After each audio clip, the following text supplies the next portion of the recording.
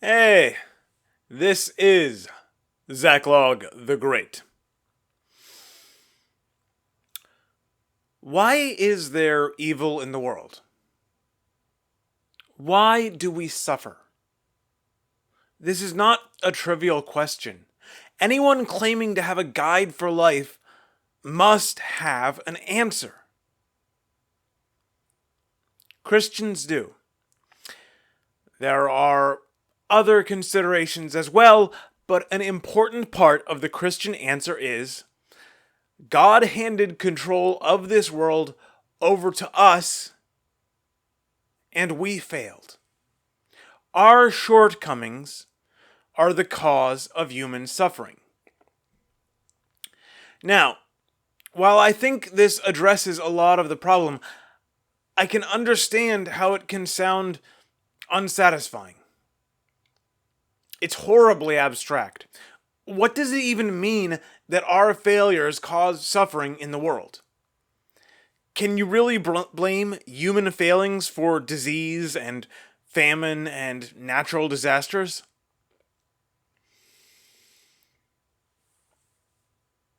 Actually, I think you can.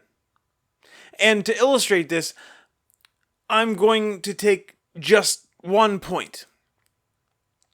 Let's look at the seventh commandment. You shall not steal. Let's imagine we all actually obeyed this.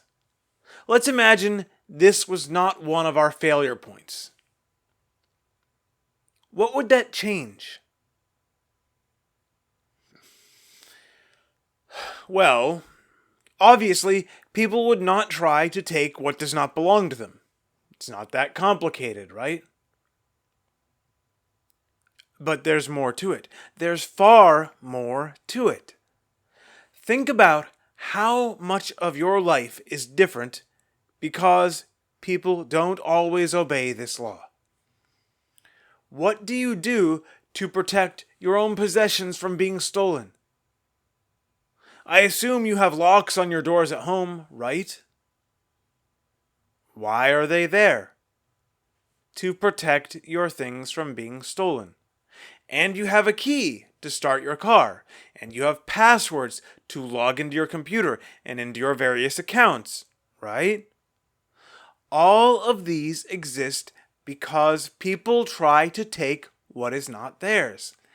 Now, I know this might not seem like that much, but first of all, you need to consider the massive infrastructure behind many of the ordinary security measures in your life. Do you know what it costs companies to securely store your information and the financial damage both they and their customers experience when they fail? It's an unbelievable sum of money. Second, you need to take your own security expenses and multiply them by every person in the country, on the planet. And so far, I've just mentioned individual security. But what about cameras in every store? What about security guards? What about government and corporate security to protect their information? The cost of these is certainly billions of dollars every year. More than I can actually comprehend if I try to understand what that number means. And think for a moment about the enormous amount of resources we spend protecting our property and secrets, primarily from one another, because we cannot consistently obey the command, do not steal. What if we just obeyed that instead? What if we never tried to take what was not ours? Well, we wouldn't have to spend any of that money on locks and passwords and encryptions and safes. What could we do with those resources instead? What problems could we solve?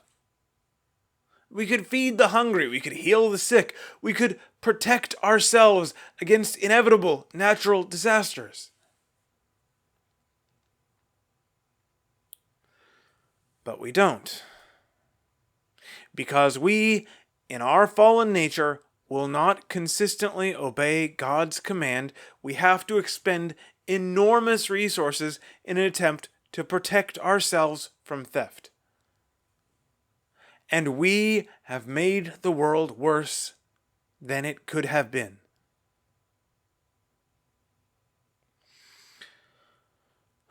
Why is there evil and suffering in the world? In many ways, because we chose it. God be with you.